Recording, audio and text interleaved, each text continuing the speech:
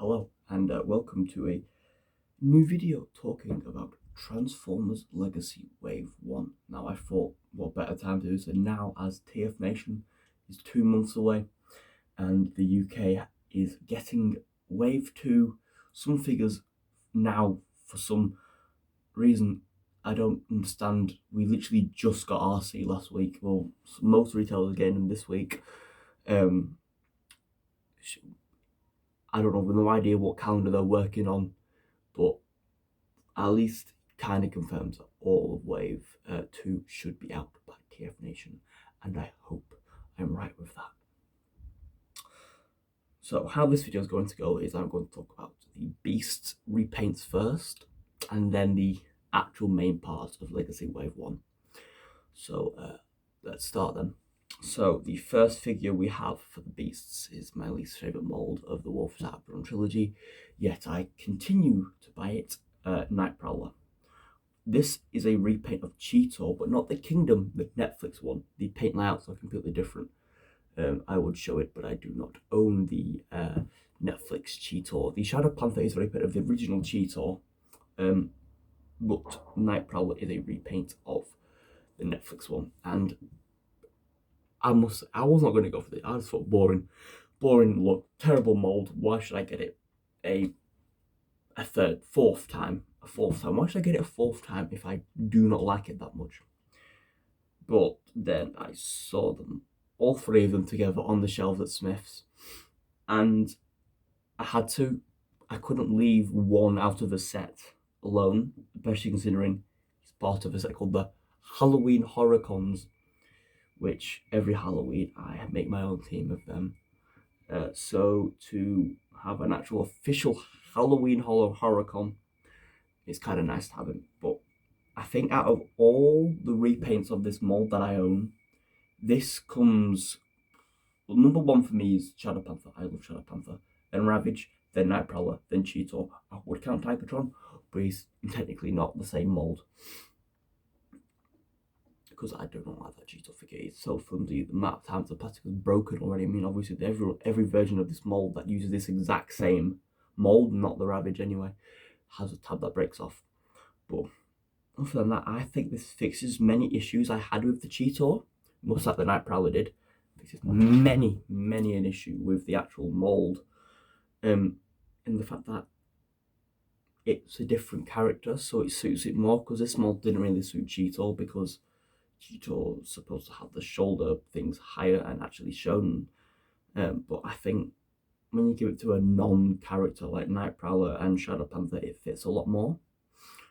But out of all the Beast ones, again, this is my least favourite, but still, it is a good figure. Sandstorm, my favourite of the Beasts.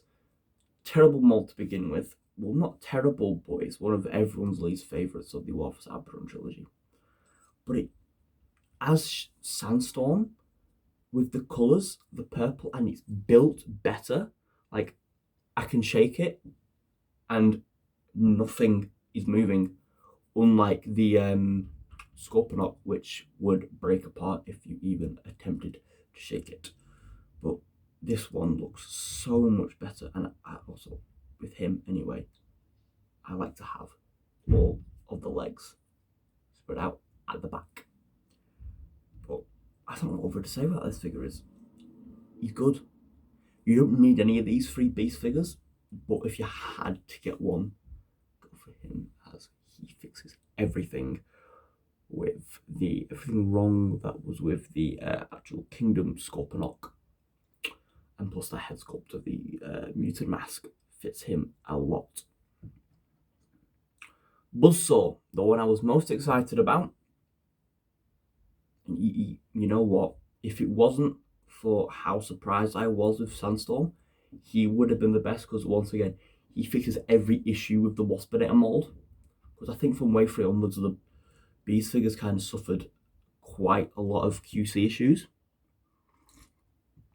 Waspinator was mainly with the waist not tabbing in, and then the split down the wasp head kept. Oh, what's the best way to describe it? It kept going together even after you had split it.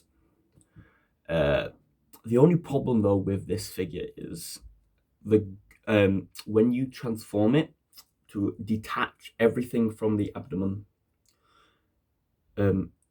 it's very tight. I feel like sometimes I'm going to break it, but I'm not, obviously, because the quality of the Legacy figures has gotten a lot better since obviously Earthrise dilapidated it all. This is another good figure. One, again, you don't need unless you want more beasts or you have some affiliation with the character, but these three aren't really characters, are they? They're more just repaints of old toys. I mean, Sandstorm's probably the closest we have to a character, as he had a very big arc in the comic. Now, on to the actual Wave One of Legacy. I have all the deluxes here, all the Voyagers. Not the leaders. I would include Galvatron, but we all know Galvatron. And Laser Prime, I have no interest, but I want the Scourge. Iguanus, I want Iguanus out of all the calls, but it's not really a need for me as of yet anyway.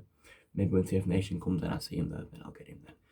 But for now, it's just the main ones that I class as the main ones anyway. We're going to start off with everyone's most controversial thing, well, the most controversial thing and everyone's least favourite thing about Legacy so far, I think anyway. RC.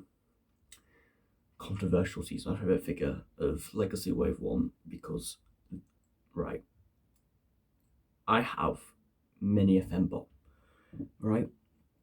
All the Beast ones, all the Fembots released in the Wolf Album trilogy anyway, apart from Road Rage, because I want a Road Rage in the collection. That mold, no. But this figure is probably the best Fembot, and one of the actual best figures that I have in the collection as of now anyway. She is brilliant. The transformation, yes, you have issues with it, you know, that coming apart and this being part of it, but it's optional. You don't have to have it. It can just stay there. And obviously the weapons are, well, not really existent, are they? But I do like her with the Energon blades on there. I also like to give her Skids' Energon axe as like a gun on her shoulder because it still has the round thing, so it's more cohesive look to it. It fits her, I think, that weapon, but at the same time, it's not hers, so I don't give it her. And as much as I'd like to give a Bulkhead's Energon weapon, it does not fit, even though she uses a similar weapon in the packaging art for Legacy. But she's a brilliant figure. Articulation is amazing on her. Even as wrist swivels, which I was so surprised with, considering, you know, I mean, she looks small, but next to, say, an average deluxe, she's quite big. I mean, she's the same size as all the deluxes here, really. She's brilliant, I think. Yes, there are some issues with her. Everyone has issues with her, right? You know, you get one leg that's brilliant, but then you got the other leg that is a bit loose. But when you give her the shake test, got by the head, nothing moves around. She's brilliant. She's stable. Yeah, she doesn't look much like Prime RC, but you don't have to think of her as that. I think of her as more of a battle-hardened version of RC, like its own universe version, because that's what's supposed to be. Inspired by Prime, brought into a G1 aesthetic. That's kind of what, it's not the actual character. If they were doing that, they would have done it already. Plus, the first editions probably will not be able to be topped. But this, I want my favourite already for Legacy. Motormaster, though, if I get my hands on him, he probably will rival her. Next, Skids. Another great figure. Why Legacy hasn't brought out a single Black Wolf that I've handled anyway so far. The transformation, yes, it's fiddly with the roof trying to tab in, but there is a trick to it. And if I ever end up doing full videos on these, which, let's be honest, I probably won't, there is a way, and I'll try and show, if I can remember to show you anyway, the actual trick to get the transformation done. But I love this. I love how it isn't, you know, animation accurate, if that even applies to Skids with his 20 seconds of screen time. But I prefer the more toy look for the Autobot cars because it gives them more colour, because obviously Wheeljack would just be plain white with a bit of blue. That would be it. Which is why I like the air fryer's Wheeljack, even though people have many problems with it. But this is definitely, once again, it doesn't do anything, it doesn't flop anywhere. Everything, the only problem I've seen with him is from Perspective End's video, where his arm was already broken, but I haven't got that on mine. It's so far, anyway, I handle these with care, but it's a fantastic figure. The only problem that I personally see with it is that back panel, but it's kind of hard to notice, and it kind of also works for the transformation. And I also love how you can give him the G1 toy look for his guns, where you peg him into the forearms. I appreciate that look so much, because that's one of my favorite things about Skids. Then the next figure, Kickback. I love the Titans Return one. I love that figure so much. I think personally it looks better than this, but this is the better figure. I mean, not a single hollow spot on him, but where there are hollow spots, it's for the transformation purposes. Like, the only hollow spot there really is in the forearms, but he has to transform somehow. He's so good. Like, and he comes with possibly the best gun in all of the Transformers. And ironically, my first Insecticon ever was Titans Return Kickback, and the first one they're releasing is the Legacy version. But the problem is with him, he's too spot on, meaning he's a bit boring. But that doesn't mean he's not good. He's very good. I love the head sculpt. Everything about him is good, but compared to the rest of them, he's not the best. Like, say, if he came out in maybe Earthrise, he would be top right up there. But because we've got figures like Skids, Dragstrip, Bulkhead, he comes down a bit. But he's not bad, he's incredible. Transformation's easy though, it's just him lying down. Now we come to everyone's favourite. Yeah, I can agree with you. He's a good figure, but also he's my favourite. I'm sorry. Dragstrip. This figure is amazing. I mean, for a combiner limb, this blows even any limb that comes with Devastator. From the United Warriors Combiner Wars version, it blows them out of the water. And I'm saying that because Scrapper is my favourite limb of any combiner. But yet he tops him out of the water. He blows him out of the water, should I say.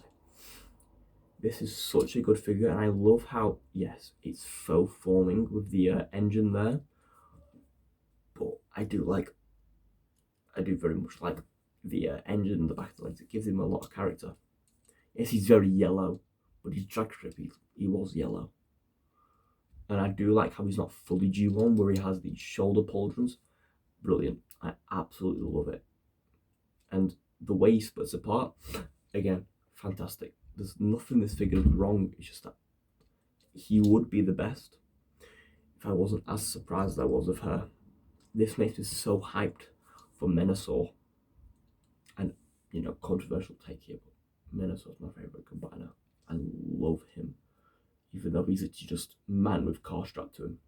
He's brilliant. I love the team. Especially when we get to these rumoured Speedier 500 Velocitron toy line, it makes sense having the Sunticons to battle everyone in that.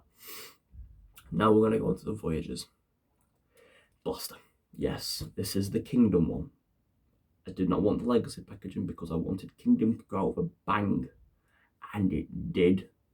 This is a fantastic figure. I have an issue where one of his legs is loose. Right? Doesn't matter. He's great.